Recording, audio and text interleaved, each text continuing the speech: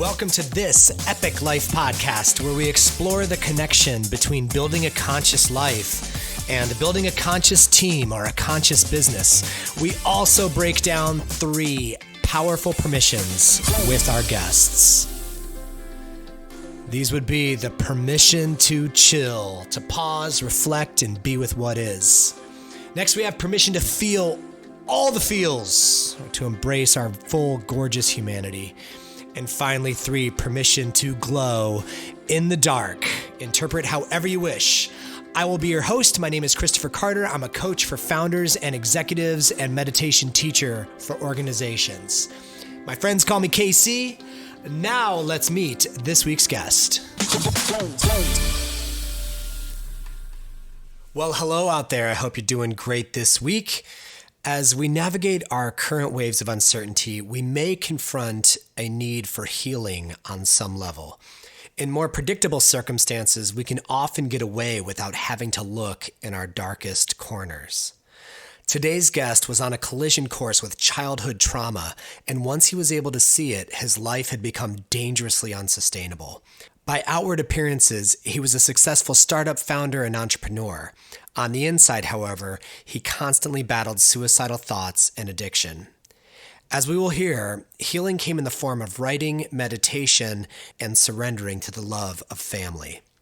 When Robert Imbeault began writing his new book, Before I Leave You, a memoir on suicide, addiction, and healing, he planned on it being a suicide letter. He was in the midst of a 5-year drug and alcohol binge that began after the sudden resurfacing of horrific childhood trauma. Not having the tools to heal himself, he turned to writing. Eventually, he found his way to sobriety. Along the way, he regained his health, lost 70 pounds, and returned from his fast-paced life as an entrepreneur to help his wife raise 2 young daughters.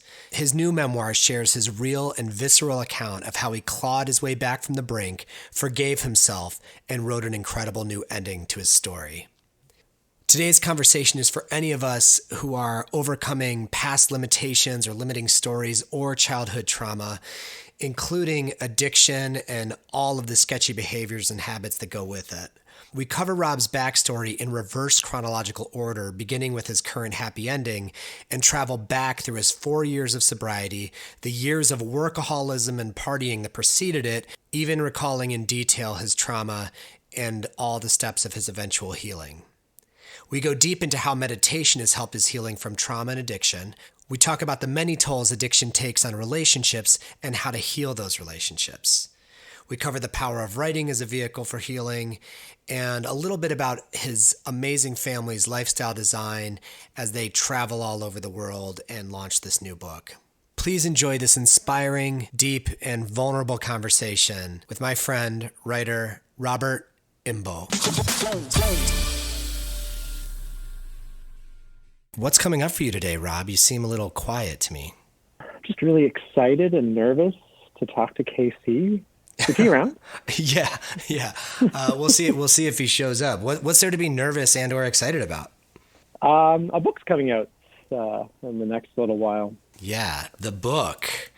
And I'm sure you're referring to Before I Leave You, a memoir on suicide, addiction, and healing. And I guess my first question would be do you have any nerves about some of the stories that this uncovers or reveals or some of your backstory that's going to become very public here shortly? What is good or what has been good about it, I sent out an early draft to kind of like friends and family. And the response has been overwhelming and just so touching and positive, as friends and families would be. So the people that I would have been nervous about reading have read it now, and now it's just going to be open to the public, which is, I guess, another set of anxiety. Yeah. Although it's helped people already, so it's almost already a success in my book.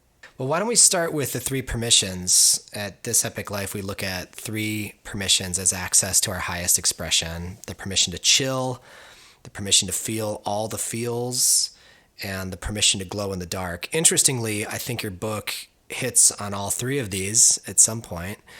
But what's coming up for you today? What's most resonant with you, and which one of these permissions do you want to explore today? I really love the idea of glowing in the dark, especially these days specifically. We have an opportunity to help each other and to be strong for each other, to be calm for each other. So I love that permission. I love all three of your permissions, but I really like glowing in the dark, which is a phrase I don't think I've said very often, but I love glowing in the dark. Heck yeah. Well, here's to more of that. Why don't you take me back to starting this book? How long has this book been in process? It's coming out here on the 31st of March. And Right. when did you sit down to start writing it? I didn't really set out to write a book. Originally, I wrote a secret goodbye to the people I love to explain why I decided to end my life.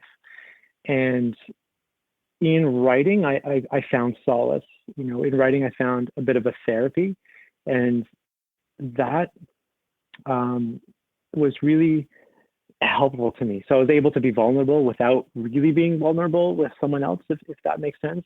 I was able to express what I was feeling and be raw and honest with the people I was leaving behind. And then so I wrote more, and that was helping. And kind of like a branch of healing started to form.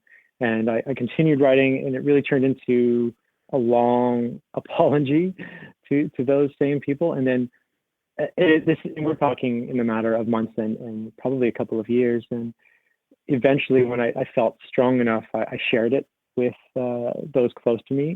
My wife in particular, was my girlfriend at the time, who really responded in shock, but with also love of the best kind.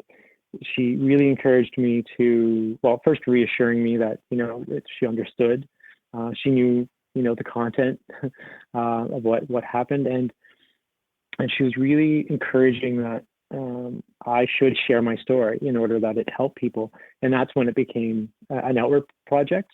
So then I just sort of took a look what I wrote and then formulate it into a book and something that could help. Well, let's start kind of in present day and kind of work backwards a little bit, because I like what you said just before we started talking, was that you like to reassure people that there's a happy ending. So how's that happy ending show up for you today? What are you waking up to today in Ottawa? My life is like, even in these, the pandemic times, I wake up with an abundance of gratitude, joy, every minute of every day. And yeah, this is, the book takes place before two daughters now. I have a newborn and a 3-year-old, and it's just so fun. It's just every moment, every smile, every tantrum. I'm breathing, and I'm loving it. I'm loving it. I know what I signed up for, and I'm just so filled with so much gratitude. I keep that gratitude journal handy every single day, and it's just a part of my life. So just abundant joy. That was a long way of saying abundant joy. And what's the nature of your work these days? I mean, I know you're transitioning into first-time author here. What has been your main work over these last few years? Because I know your work has really evolved over the years. Yeah, I've been in an incredibly fortunate position. I retired from a startup that I co-founded in December 2017 is when I retired. And we kind of just sold everything and traveled for 10 months with our first. She was 18 months at the time. And yeah, I was writing this book, and then I'm writing more. I'm just sort of publishing essays and that sort of things as well. So my days are, waking up with daughter and writing. Give us some background on what type of startups you were involved in. What kind of industries were those in, and what was your work chapter, your career all about? Well, I became late. I was a late bloomer, as they say. So in my, I guess, late 20s, I became a computer engineer, and I worked for a smaller company that I took over. I just sort of bought my boss out, and it was very, very small. I mean, like 5 or 6 people at the time, and transformed that I grew that just a little bit, and that was kind of a lifestyle business. It was computer software, mainly towards telecom. So we did B2B stuff, We worked with a matter, just large companies talking to each other essentially with order tracking. That's pretty boring stuff. And then we took on a partner and started another company, which is environmental compliance. So we helped large companies comply with environmental regulations in the EU and California, because they're very similar to the EU. We just helped through managing big company supply chain and delving down through the supply chain all the way down to where the minerals were mined. One of our more successful products was conflict minerals, where we looked at where those precious metals were found to make sure that they were found in the right way, right, and not getting them from the wrong type of people, let's say. So you were showing up during this chapter of your career. You're showing up as first a computer engineer, and then sounds like a young executive and kind of a connector. Creating these businesses and eventually selling them off. So you're a leader and a young executive at this point. And give me an idea of how long, like present day, how long have you been in recovery from addiction? I would say the better part of 4 years now. I guess we've been sober, or I've been sober, we'll call it. And I guess 4 years. And then I think the descent was about 4 years as well, 4 to 5 years, and we're sort of in my own way, my binge with suicide, my suicidal binge of drugs and alcohol, I think leaving Las Vegas style, that lasted a good 4 to 5 years, and then now it's been 4 years of just sobriety and enjoy it, really. How do you define, or how do you think about sobriety for you? I'm this month I'm 8 years sober. And and I find that the lifestyle and what it means to me keeps changing and evolving. It affects how you parent. It affects how you show up. Right. It's so much more than just I won't drink today or whatever. It's so true. And it's definitely, respectfully, different for each individual. I think everyone has their own story, and it means something different for them, for everyone. For me, it's definitely a moving target. Like you said, like at first it was, let's not drink today. Let's not party today. Let's not, do ecstasy this weekend. And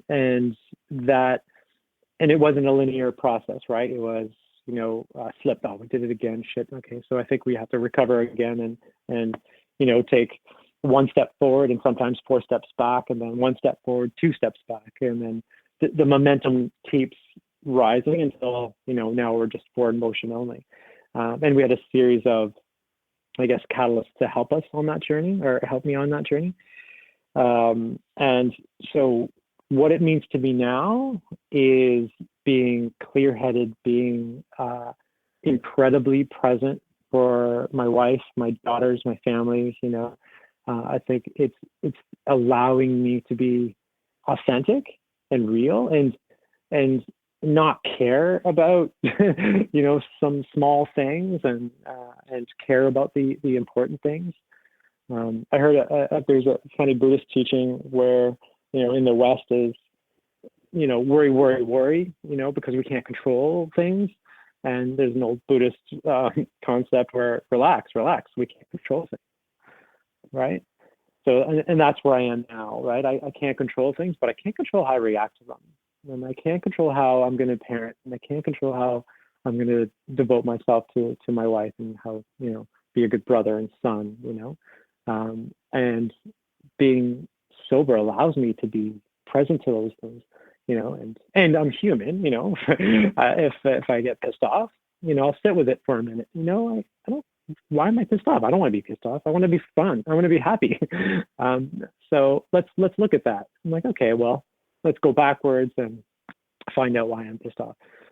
There's an amazing book by Sue Johnson, actually, called Hold Me Tight, and that talks about attachment parenting, but using it for relationships, where if you're getting agitated, that's a raw spot. And why is that a raw spot? Why am I getting angry? And it's usually out of fear. And if you can map back to the fear, then you can handle it better. Yeah, that would have been handy a few hours ago, Rob, because I definitely had a non-sober moment with my teenage daughter. Not that I, ran for the liquor cabinet or whatever. She's doing this whole thing where, we're in quarantine like everybody, and it's a school week. It's not a vacation week, it's a school week. And so we started out with like, you might want to be downstairs by 8 in the morning, and she just can't have it. She can't get down there before 9 or, whatever. And so finally, I'm just like exploding, like it's not a vacation week, and and I realize like the more angry and heated I'm getting, the more she's shutting down and just like totally dug into this thing. So it's totally not effective, what I'm Mm-hmm. choosing, but if I traced back what you said, like the fear, I have a fear that she will miss out on her education, or I have a fear that I won't raise a self-sufficient adult, knowing in my heart that she's probably already more self-sufficient than me. Speaking of your daughter, I listened to your podcast. This is Elliott we're speaking with. Yeah, yeah, Elliot, my teenager. How is how is Elliott more mature at 15 than I Right. was at, how old am I? 47. Yeah. How does that happen? Right. It's really it's kind of spooky. You know what I mean? Like I didn't know what was going to happen when she opened her mouth on the podcast. Really, she keeps her door shut a lot, like every teenager. And when I listened back to it, I was like, "Who is this woman?" But I think that it has something to do with all of us have that higher consciousness that we could bring forward, and we don't always share it with the people closest to us, which is just really interesting and weird. But she's, and we've also been talking a lot in our house this week about old souls, who are baby souls, who are young souls, who are, teenage souls and old souls. And I think she qualifies as one of the older ones. But then on the other side of things, like any teenager, she can't, do very basic things. So it's like, yeah, I appreciate you checking that out. And when you were talking about, being present and having so much abundant joy around your household, I think about, that phase of parenting I was in, maybe when I met you 5 years ago, where our kids were on the younger side and, toddler-ish with our youngest. And now when they're teenagers, it just becomes every day is just something different to work with, meaning, different things trigger you, they take you out of joy, they push all your buttons, new discoveries all the time. But yeah, I can't wait to revisit your sobriety journey, in another 5 years, because it just keeps deepening and changing. You know what I mean? Yeah, it really is a moving target for sure. We're just embarking on, the toddlerism right now, so it's new, but a lot of it's just holding space for us anyway. Just get down on her level and let Yeah. her feel her feelings, and yeah, I am scared shitless of the teenage years. I won't lie. So I'll maybe hit you up Yeah. over the years. I was always telling my friends I'm scared of the teenage years, and then they get here, and sometimes they're tough, but they work when I'm able to connect and hang with my daughter as a peer. If I'm like in the podcast is the best example, because I'm truly there to learn from her. It's not like that the rest of like sometimes I have to be her dad and tell her what to do. But for the most part, it's amazing. Seeing your teenager become the best version of themselves is so cool. So you guys are gonna kill it. It's, well, yeah, you guys have music too, which is you have like a common denominator, a common relatable factor, which is something that we don't have, that we are struggling with a little bit. And I don't know, it has to grow, I guess, organically, but we'll have to see. We've been plunged into this era of self-sufficiency, especially with this whatever this virus is going to do to our economy. And I've been noticing all along, like the schools should be teaching our kids entrepreneurship, and Oh I've God. had to learn these skills late in life, out of necessity. And it's been great, but it's been stressful. And, so think about, entrepreneurship being the music, your common denominator with your kids. You know what I mean? It's just, what are you inherently prepared to teach and share with them that's going to serve them their whole life, And Hmm. in some ways, I wish you were my dad, Rob. Is that weird to say to a guest? Can I say that? Is it? I don't know how I would handle you as a child. Yeah, yeah. Back into your journey here. We met in, I believe it was 2015, possibly Hmm. 2016, but probably I think it was 2015. Yeah. And you were just married at that point, or getting ready to be married? Remarried, I should say. Yeah, no, we were just married. We married, I guess, in February, so just a few months before. Were you sober at that point, or were you kind of on your way to that place? On our way to that place. Yeah, we wanted to. We would say at the end of some benders, that would be 3 or 4 days that, and we'd be just sort of laying, trying to recover, just like, can we just have a boring life? And I said this in the book as well. And yeah, boring sounds really, really nice about now. And then more than I don't, like boring turned into more authentic and more loving, and that's one of the things that we learned at that camp. When you say we and our, were you and Myra was it a team sport? Yeah, it's hard not to. I'm actually catching myself right now. I'm like, it's really Mars is a private person, even though she's in the book, but she's, as you'll read, she's definitely the hero of the book and hero of my life. I'm sure you know that. Um, so it wasn't just me, but obviously it's just my story. That's my truth, and if she chooses to write a book, it'll be hers. So it was a lot of us. She definitely was a big catalyst for that. But the choice for sobriety, did both of you take that on together, or did she take it on to support you, or? For the longest time, I had decided to end my life. So and she caught on to that, and we broke up, and I broke up to do that. And it's just sort of, meditation was one of the big things at that point. It was kind of like a turning point. And I realized, and I share this in the book, where that I actually don't want to die, and I want to be better, and I had to stop this whole nonsense. And it was in Thoreau's Ponds in Walden, that we drove down, and just sort of, that was a big deal for me. And she wanted that too, and she wanted that for us both. And so, she led the way. We kind of, like, we went from each other's enablers to each other's cheerleaders, really. We at the worst of times, she really pulled me up, and at the best of times, we walked forward together. Yeah, the chapter before the Walden chapter, I think it's called Myra, is Yeah, it opens with her kind of pushing meditation on you. it's funny, yeah, how that's when you met her, right? You met her the year before, right? So, Yeah. and she told me about you. And she told me about the camp, and she was very excited about me going. And that, yeah, and she literally, I went kicking and screaming to meditation, as you read.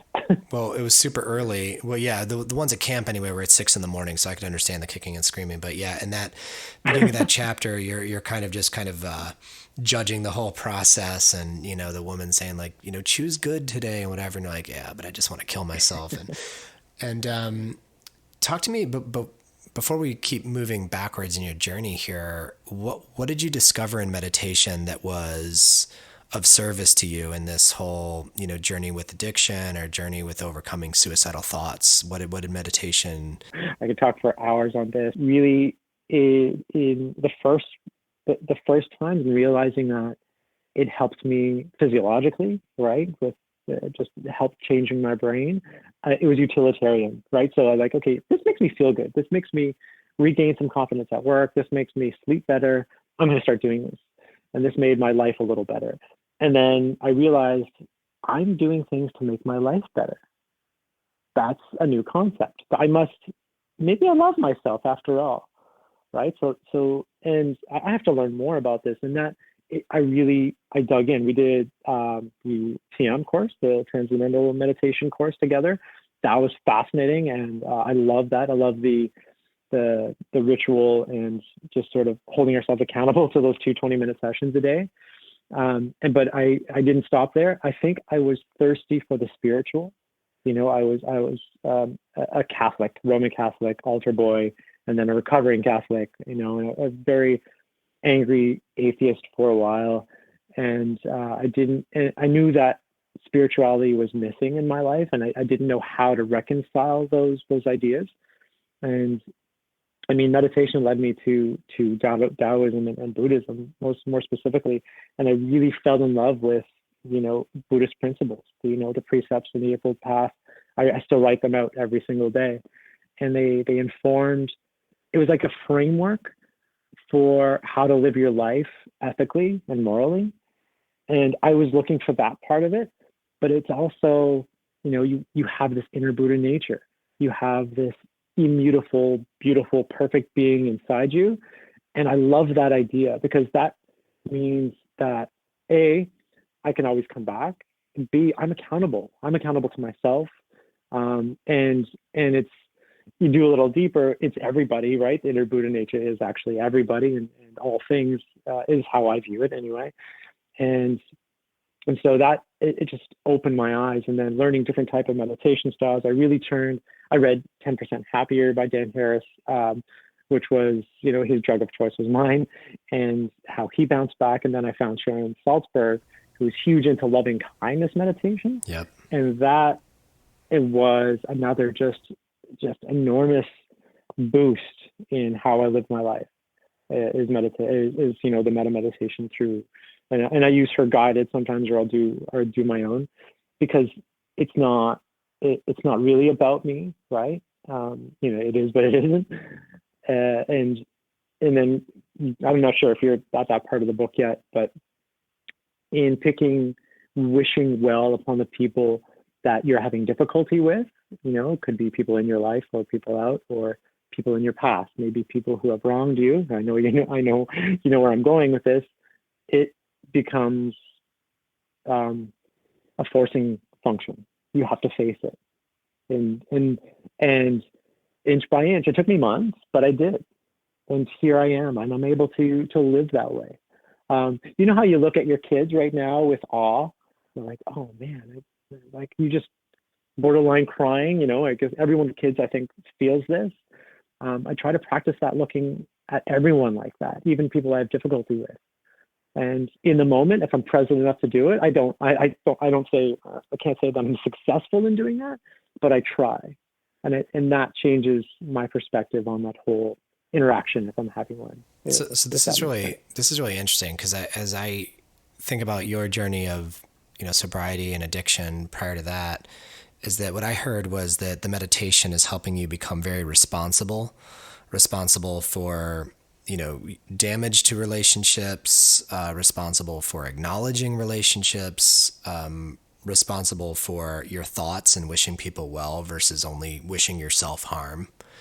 These addiction is so tricky, man, because it makes us so insular and self-judgmental, and it amplifies all of our self-loathing.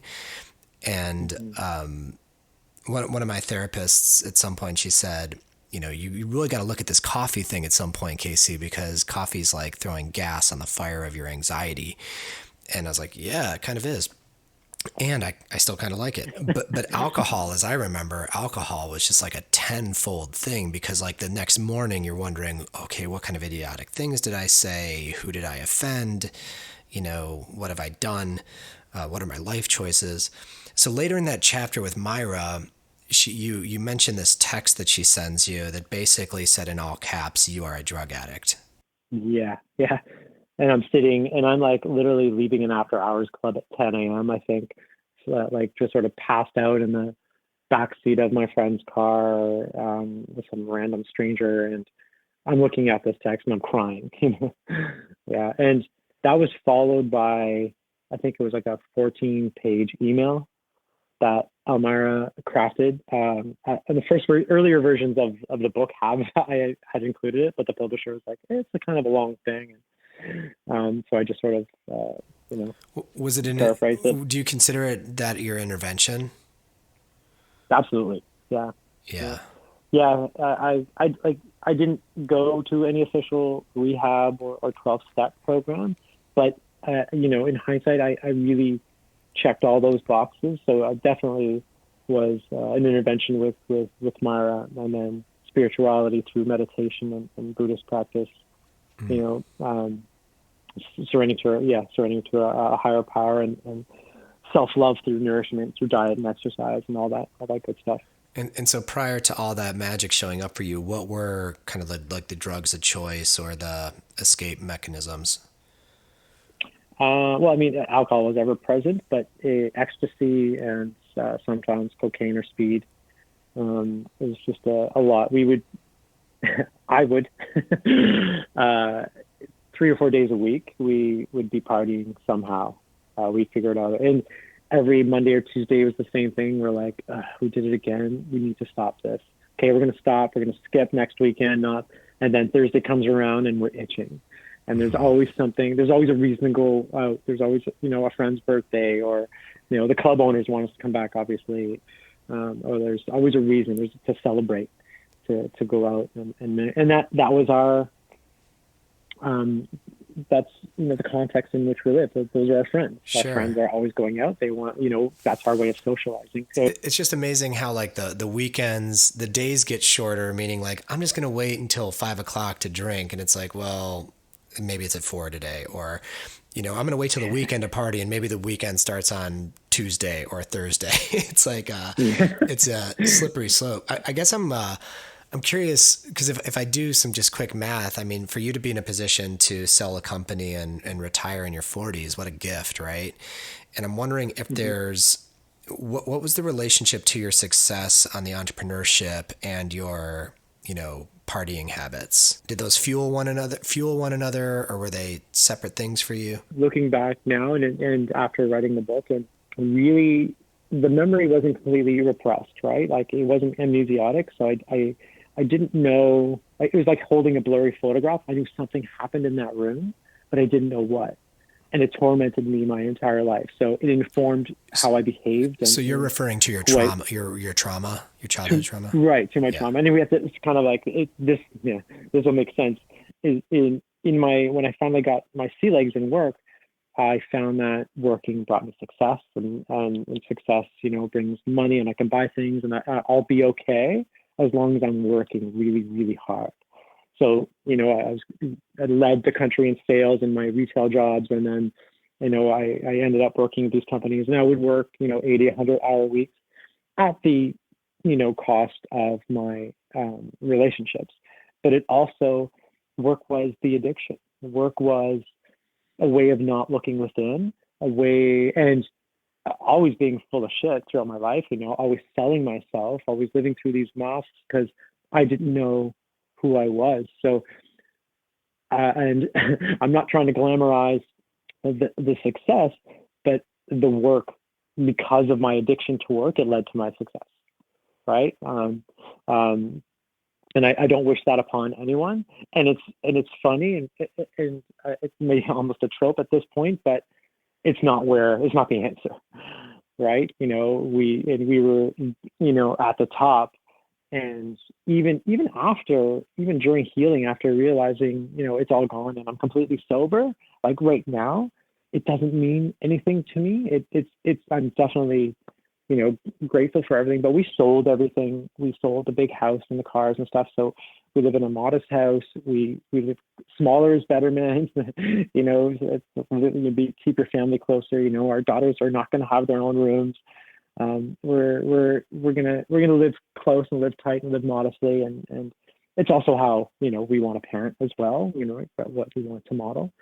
The work was the addiction until that memory came back. That blurry photograph turned into a full-length motion picture. And there's a lot of detail in the book and around this about that partying lifestyle, a lot of time spent in Vegas, a lot of table service, a lot of just kind of living at full speed, kind of thing. And what I heard in there was that there was something deeper that you were hiding from or running away from that was really hard to face. Take me back to that moment of realization where you, and to whatever degree you're comfortable sharing what it is, and I know it's in the book, but, I do work with people and I coach, highly effective executive people that have trauma, and trauma is very tricky and sticky for a lot of people in different ways. But what led to you realizing what was in that blurry photograph? I was in bed reading with my now ex-wife, and I was reading about something going on in a Muslim country where a woman was being stoned to death for speaking to a man that wasn't her relative, I guess. And I guess it was an extremist state. I'm not sure how that worked. And I was so saddened by it. And I just sort of was telling my wife, and I was like, listen, like, this is awful. I can't believe that they're doing this. I can't believe that they're being so cruel. And I can't believe that, he did that to a little boy. And I said those words, and it just like, it came at me like, it's hard to explain. Like, it was plugged into my brain all of a sudden. And I realized, to a little boy, like, what am I saying? And then it just flooded back. And it just, I started hyperventilating. I ran to the washroom. I was vomiting, and I was trying to get the words out, but I couldn't. I was just sort of laying on the bathroom floor, catatonic, trying to figure out what this was, and I connected the dots to being in that room. So, and for the longest time, I was afraid of. I had this memory. I just share the memory where there was a man in my room when I was 8 years old, and I woke up and he was looking at me, and I didn't understand why, and he just said, "Shh, go to sleep."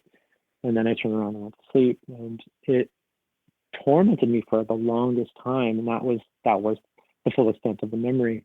But when it came back, it was more than that. So it was a violent rape, and subsequently hiding it from my mother at the time, and it was the cruelty of it is what really set in. Not understanding. It was like a helpless little boy, and I think I felt it both from the little boy's perspective and from the perspective as a caring adult. So it really it just blindsided me, and I just that's what began. That's what I guess the catalyst was to wanting to end my life. That's an incredibly amazing realization at that point. You were about 38 years old when all this came clearly to you. And it's like looking down a blind spot black hole that's been there for your whole life at that point. And for starters, I'm really sorry. That's completely screwed up, and nobody deserves to have that happen to them. It's like beyond comprehension, especially when you have children. Yeah, and that's integrating that trauma, because you don't get over that. You work on integrating it. Becomes so different, just like the sobriety, right? It becomes, when you become a parent, how does this inform that? And I think that's, one of the topics for another book, is partnering with a researcher and really getting into that, because there's no books on that. Yeah. There's books on trauma ad nauseum, but and that's forever unfolding. And it's very, very promising now, but how that informs who you are as a father, and and I'd say, I want that to be something empowering, and turn that into something good. So for you, this book, Before I Leave You, a memoir on suicide, addiction, and healing, what's kind of the continuity or the common thread for you? Is it about overcoming the suicidal thoughts? Is it about facing the trauma? Like, what do you want people to take away from this book?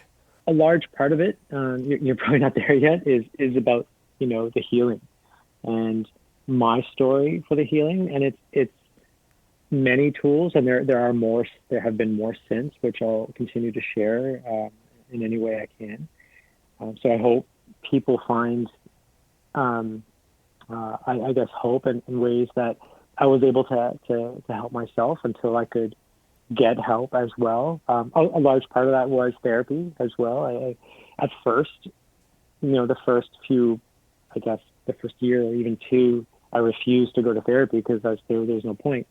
And finding yourself a good therapist. I interviewed, when I decided to interview therapists to make sure that I can be vulnerable and open with someone that I can trust. And I found someone that saw through, I tested them by just being full of shit. And I found someone who saw through my bullshit and wouldn't put it up with it. And that's who I went with. And she was just unapologetically great with me. She just understood. So I hope people get even at least one tool, and how they worked for me. Like meditation is one, and I go to great lengths in meditation. I do a deep dive into self-love and nutrition. I lost 70 pounds. I got into 70, just getting off my ass. 70, yeah. Wow. I should send you a before and after photo. Yeah. Yeah, I lost. Yeah, I was prime candidate for heart disease, pre-diabetic, and I had to do my own work. I had to figure out what nutrition meant to me, and I had a great doctor who helped me. So I tested my blood every 6 months, and like, this is what I'm eating, so this is what I'm doing. And finding purpose. I was really lucky in the sense, lucky beyond measure in having a child, but in having a child gave me purpose. It's right timing.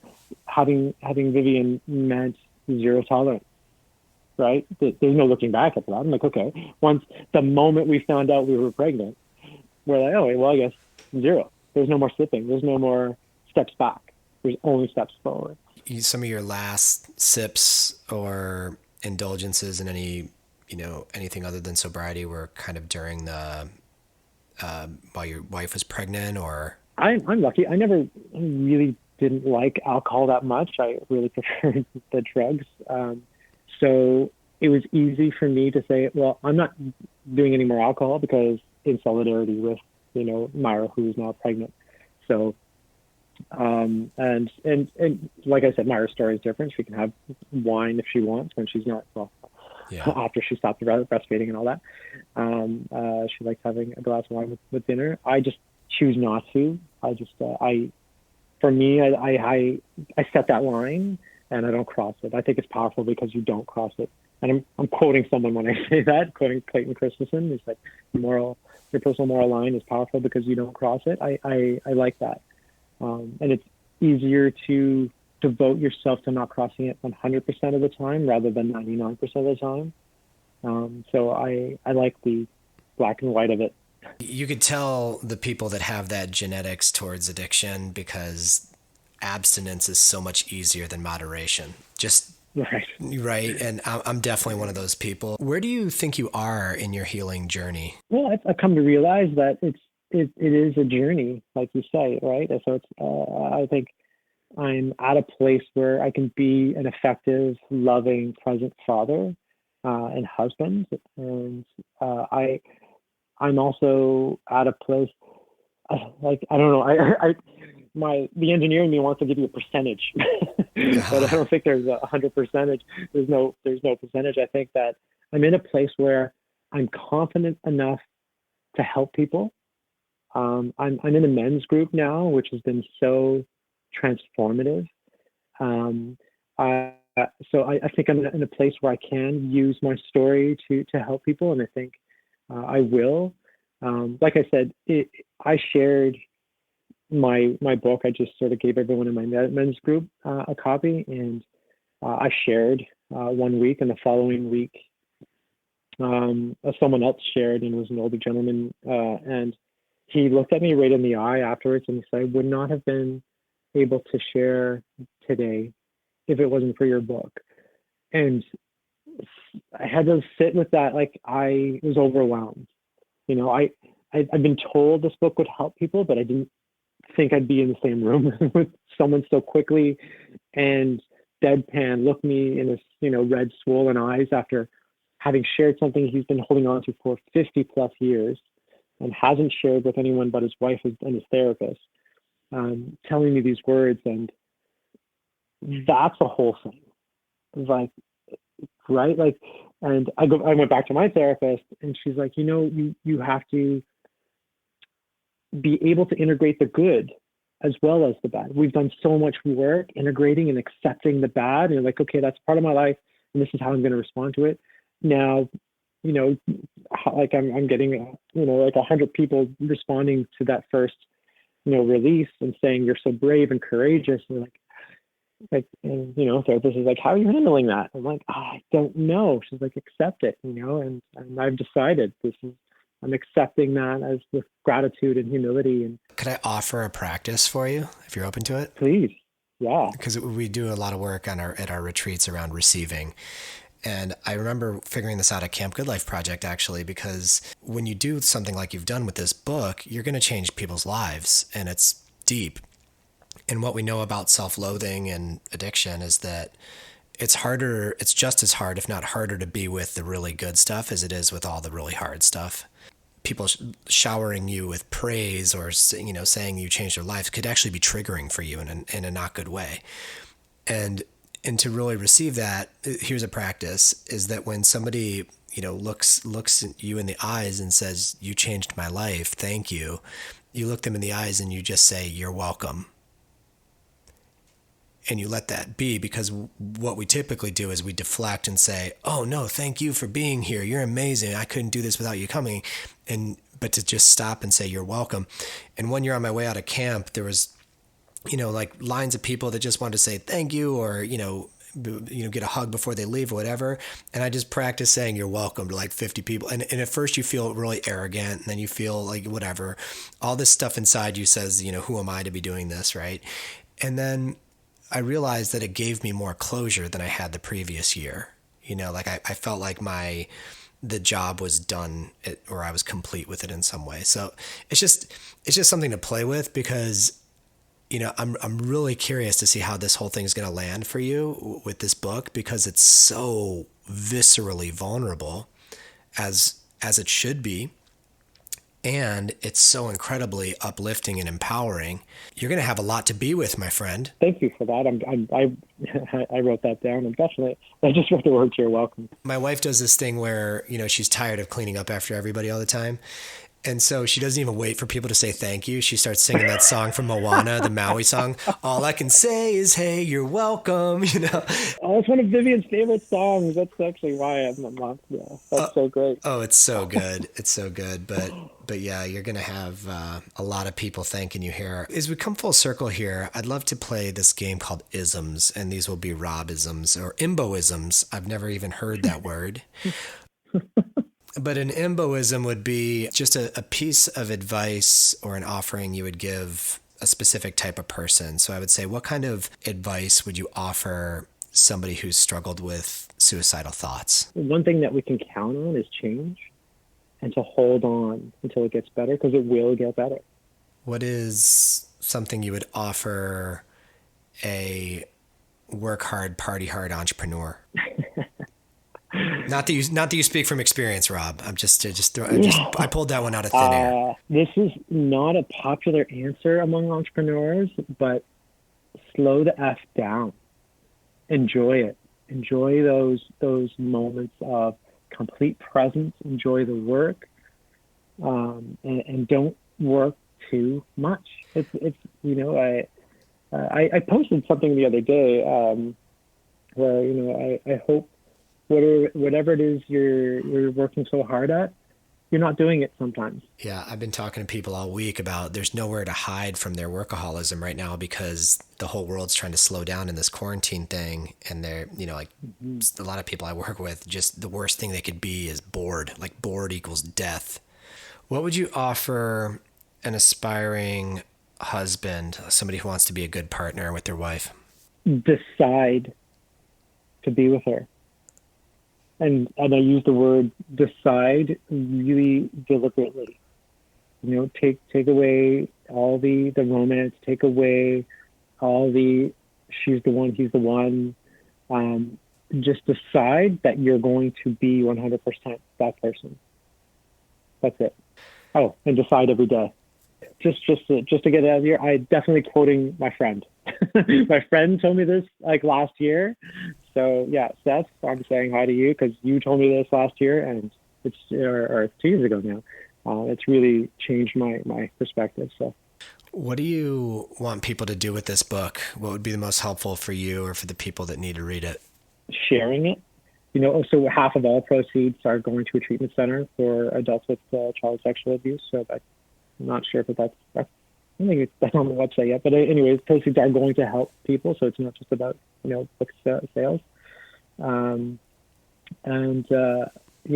I think this can also help people who fear their loved ones might be in that space, and who want to know what they can do, and I would say, a big thing is to give those loved ones a safe space to share. Like, probably as much as I do, you needed that. We needed a place to open up, and we needed a safe space to open up and heal.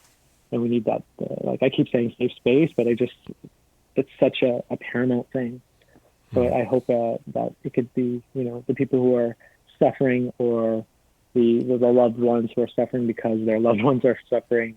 I hope that it can get into their hands. Thank you so much for your time and for your vulnerability, and just from a place of acknowledgement, thank you for writing this book. Thanks for surviving that lifestyle and being on the other side of it, and being a great beacon of somebody who has kind of transcended that and done something positive with it.